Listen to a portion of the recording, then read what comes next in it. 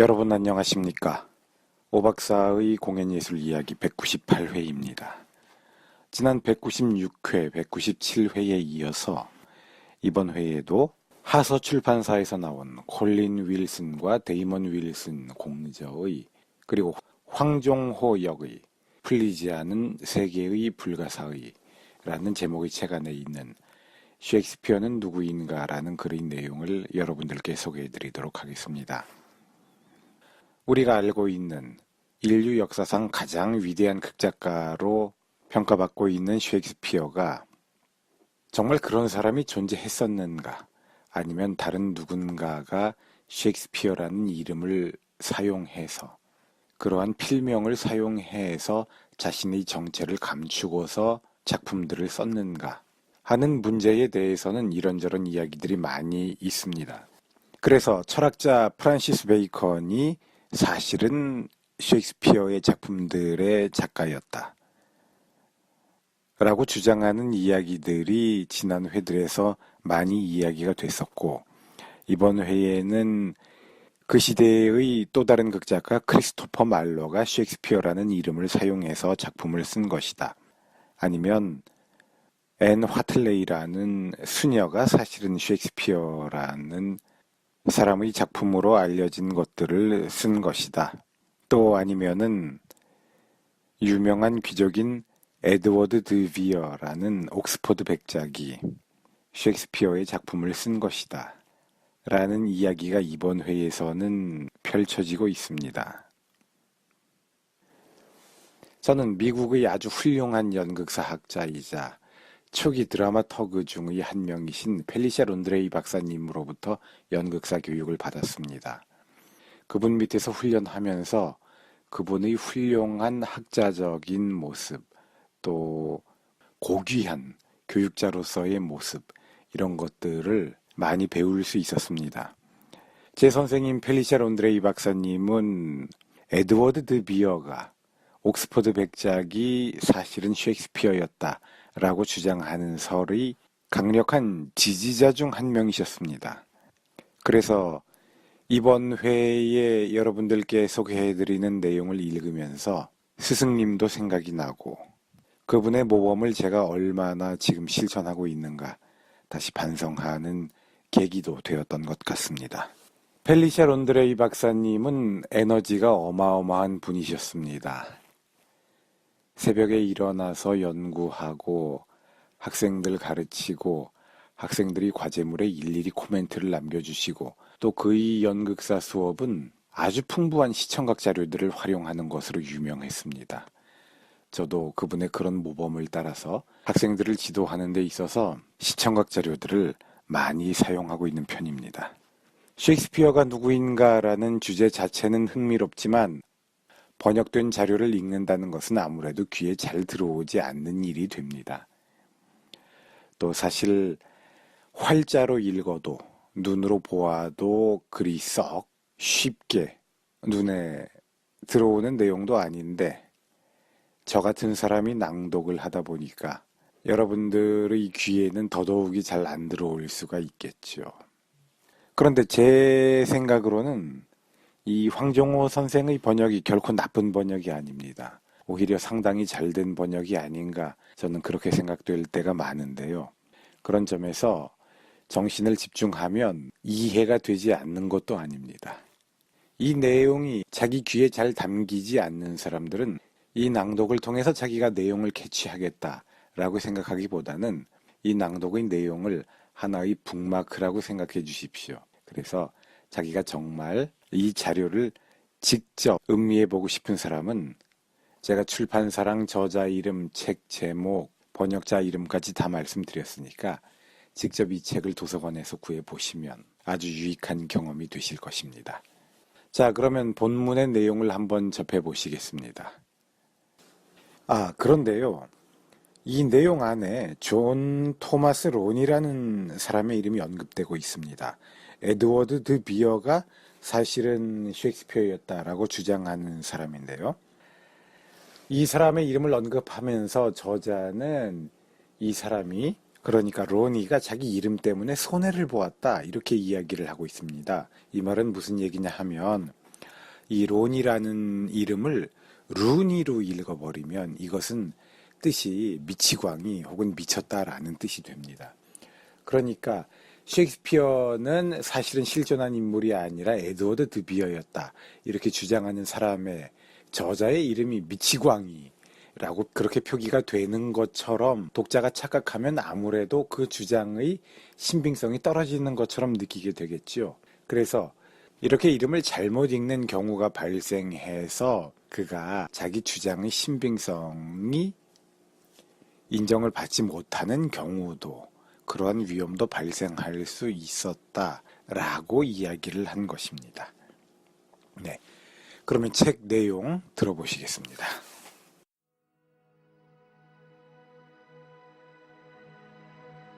(1891년) 제임스 그린스트리트라는 고문서 연구가가 잡지 지니얼로지스트의 연재물을 집필하여 셰익스피어를 더비 백작 윌리엄 스탠리와 비교하고 있다. 더비 백작은 평민 배우를 위한 희곡의 지필에 쫓기고 있었기 때문에 에섹스 백작의 음모에는 가담할 수 없었다고. 1599년 예수회의 스파이가 본국인 스페인으로 통보하고 있는데 이것이 그 근거이다. 그린스트리트는 이 연재 후에 사망하는데 이 설은 그로부터 15년 후에 로버트 프레이저라는 미국인의 저서 침묵의 셰익스피어에서 다시 거론된다. 아벨 레프란스 교수도 이 설의 신봉자로 4권의 저서를 냈는데 그 목적은 셰익스피어가 프랑스의 가정과 프랑스 사람의 친밀감을 가지고 있었다는 증명이었다. 또 그 교수는 자해는 자로의 줄거리는 파리에서 실제로 있었던 이야기를 소재로 했으며 인물의 흐름도 셰익스피어의 등장인물과 거의 같다고 지적하고 있다. 또 한 사람의 유력한 후보자로 크리스토퍼 말로가 있다. 이것을 최초에 주장한 것은 샌프란시스코의 윌리엄 G. 지글러라는 법률가로 그는 1895년에 그것은 말로였다라는 저서를 낸다. 이것은 세상의 주목을 끌지는 못했지만 1955년에 미국의 학자 켈빈 호프만이 저서 셰익스피어 살인 사건에서 다시 부활한다. 말로는 1587년 23세의 젊은 나이에 최초의 희곡 탬버린 대왕을 써서 명성을 얻었다. 또 셰익스피어작으로 전해지는 헨리 6세는 말로와의 합작일 가능성이 많다고 생각되고 있다. 1593년 말로는 선술집에서 술값 문제로 사소한 다툼 끝에 동료 밀정에게 찔려 죽었다. 살해당할 무렵 말로의 신변에는 문제가 발생하고 있었다. 동료 극작가인 토마스 키드가 무신론을 이유로 고소를 당하는데 그의 방에서 발견된 서류는 말로에게서 빌린 것이라고 자백했기 때문이다. 키드는 고문을 받고 석방되었으나 얼마 안 가서 사망한 듯하다. 말로에게는 강력한 후원자가 있었는데 그는 여왕의 스파이 조직의 우두머리인 프랜시스 월싱엄경의 사촌인 토마스 월싱엄경이었다. 살해될 무렵 말로는 재판을 회부될 예정이었고 사형을 선고받을 가능성도 있었다. 다음은 호프만의 추리이다. 말로는 유럽 대륙으로 은밀히 옮겨갔고 그의 이름으로 다른 남자가 피살당하여 그의 무덤에 매장되었다. 그 후 말로는 셰익스피어의 이름으로 계속 극을 썼다. 덧붙여 호프만은 다음과 같이 주장한다. 토마스 코윈 매덴홀 교수가 고하는 분석수단을 적용시키면 베이컨은 셰익스피어를 쓸 수 없지만 말로는 쓸 수 있다는 것이다. 그러나 이들의 작품을 읽고 비교해보면 이 경우에도 성격의 차이는 확연하다. 가장 근본적인 차이 하나는 말로는 동성연애자인데 셰익스피어는 분명히 다르다는 점이다. 셰익스피어 학자인 A.L. 라우스 교수의 지적에 따르면 셰익스피어는 외설적인 농담과 성적인 더블 랑탕들 두 가지의 뜻으로 해석되는 애매한 어구의 사용을 잘하지만 말로는 다르다. 그의 작품은 호모에게서 볼 수 있는 고상한 태도가 하나의 특징이다. 이것이 셰익스피어의 작품과 말로의 작품의 근본적인 차이점이다. 그러므로 켈빈 호프만의 설도 지지할 만한 근거는 희박한 것 같다. 1914년경 존 토마스 론이라는 초등학교의 교장이 스트랫퍼드의 그 배우는 희곡을 썼을 리가 없다고 확신하게 되어 자격을 소유한 엘리자베스 시대 사람들을 체계적으로 조사하기 시작했다. 작품 분석으로 저자의 성격을 미루어 짐작하고 우선은 기본 요건을 충족시키는 한 사람을 지명하기에 이르렀는데 그의 이름은 에드워드 드 비어, 제17대 옥스퍼드 백작이다. 그의 저서 셰익스피어의 신원조사는 마치 추리소설을 읽는 것과 같은 수필이다. 많은 사람이 절찬하지만 불리한 이름 때문에 널리 독자의 공감을 얻지는 못했다. 존 토마스 로니는 이름으로 손해를 보고 있는데 로니는 루니가 아닌 로니라 발음한다. 셰익스피어의 신원 문제에 몰두한 연구자는 이 밖에도 말로설의 S.E. 실리만과 다니엘 디포설의 조지 베티가 있다. 로니의 책은 잊혀졌지만 그 설은 1984년에 미국의 학자 찰턴 오그번에 의해 다시 빛을 보게 된다. 오그번의 윌리엄 셰익스피어의 미스터리는 두꺼운 저서인데 독자를 매혹시키며 또한 실증이 나지 않는 내용이다. 옥스퍼드 백작이 Hark, Hark the Lark, 신베린에서 사랑의 노래 들어라 들어라 종달새와 Full Fathom Fire, 태풍에서 요정의 노래 아버지는 5길 바다밑을 쓸 수 있었던 서정시인이라는 증명으로서는 저자 오그번이 상당한 설득력을 보이지만 겨울 이야기, 리어왕, 태풍 등 후기의 희곡에 대하여는 그것이 옥스퍼드 백작이 사망한 1604년보다 전에 쓰여진 것을 독자에게 납득시킬 필요가 있는데 이것은 거의 불가능한 일이다. 로니는 이 어려운 일을 다른 인물을 저자로 정하는 것으로 해결한다. 태풍의 저자는 월터 폴리경, 헨리 8세의 저자는 존 플래처라는 식이다. 한편 오그번은 이런 작품들은 모두 추정 연도보다도 이전에 쓰여졌다고 단정한다. 그러나 로니의 경우와 마찬가지로 그의 단정에 납득할 만한 독자가 많다고는 생각하기 어렵다. 셰익스피어 연구에 앞서 풀어야 할 숙제는 앤 화틀레이라는 부인은 누구인가 하는 것이다. 워세스터 주교의 기록부에 따르면 셰익스피어는 1582년 11월에 이 부인과 결혼한 것으로 되어 있다. 윌리엄 셰익스피어에 대하여 앤 헤더웨이와의 결혼식 전에 화틀레이와의 결혼 허가장이 발행되었다. 사실 주교부의 서기가 헤더웨이라고 기재해야 할 곳에 화틀레이라고 잘못 기재하는 일이 일어나지 말라는 법은 없다. 그러나 지명으로 쇼터리라고 기재해야 할 것을 템플 그래프턴이라고 오기할 수 있는 것인가. 이 점에 대하여 시드니 리경은 다음과 같은 이해를 시사한다. 이 사람은 워세스터 주교부에 많이 있었던 윌리엄 셰익스피어 중의 다른 한 사람으로 생각된다. 그러나 스코틀랜드의 건축가 윌리엄 로스는 이 앤이 셰익스피어 희곡의 진짜 작가가 아닌가 하고 생각한다. 1939년에 나온 앤 화틀레이와 윌리엄 셰익스피어 이야기라는 저서에서 로스는 다음과 같이 말하고 있다. 1581년 17세의 셰익스피어는 아버지의 심부름으로 스트랫퍼드 근처의 템플 그래프턴 수녀원에 갔는데 거기서 앤 화틀레이라는 수녀와 알게 된다. 수녀는 이 청년을 사랑하게 되었고 그에게 줄 소네트를 쓰기 시작한다. 그 최초의 소네트는 다음과 같이 시작된다. From fairest creatures we desire increase. 소네트 1번의 첫 행. 사람은 가장 아름다운 사람을 시로하여 번식하기를 원한다는 듯.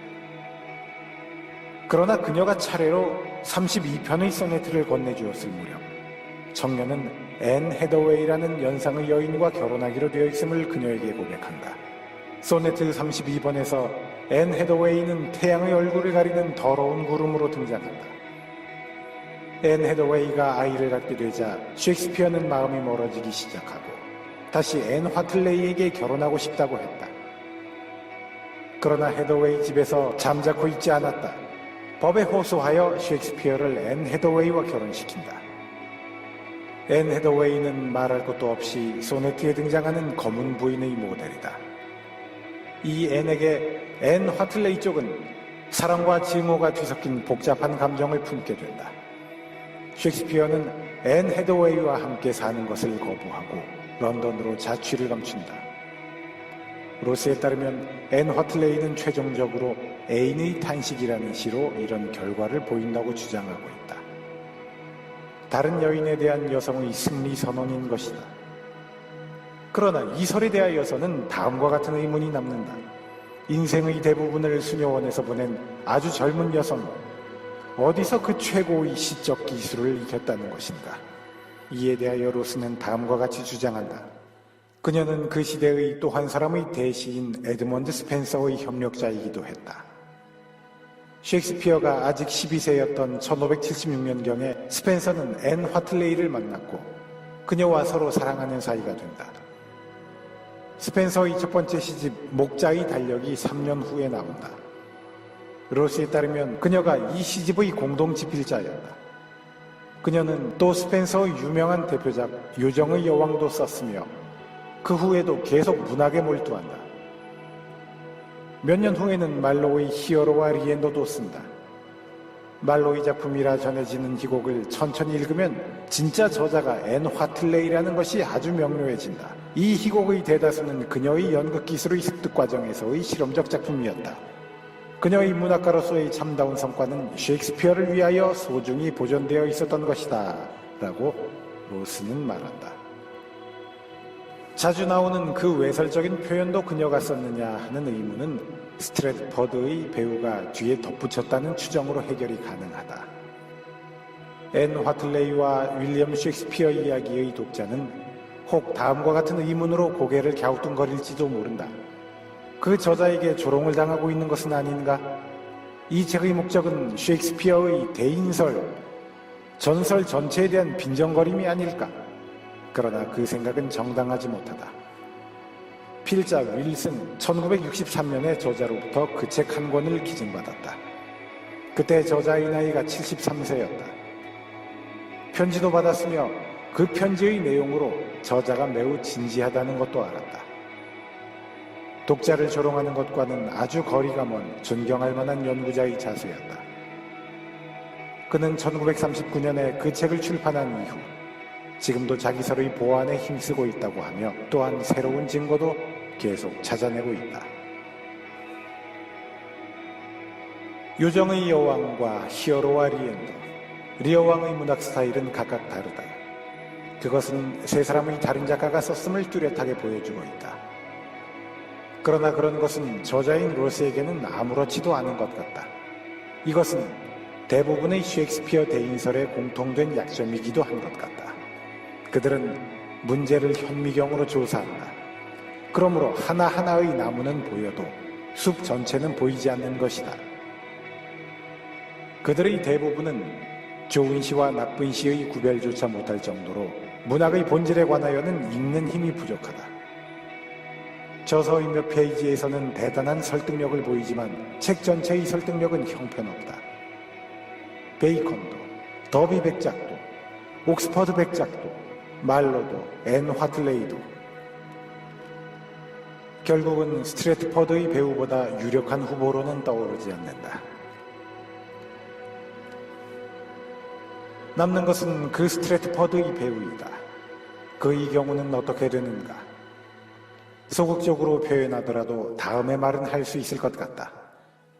아버지가 까막눈이었고 자식도 까막눈이었던 사나이. 자기가 쓴 책을 단 한 권도 자기 집에 소장할 생각조차 안 했던 사나이. 그런 사나이가 햄릿과 오델로의 저자일까? 다른 모든 후보에 대하여는 기설이라 하여 물리칠 수가 있다. 그러나 그렇더라도 우리는 그 제임스 윌모트 목사가 생각하고 있던 명제와 같은 문제에는 고개를 갸우뚱하지 않을 수 없다.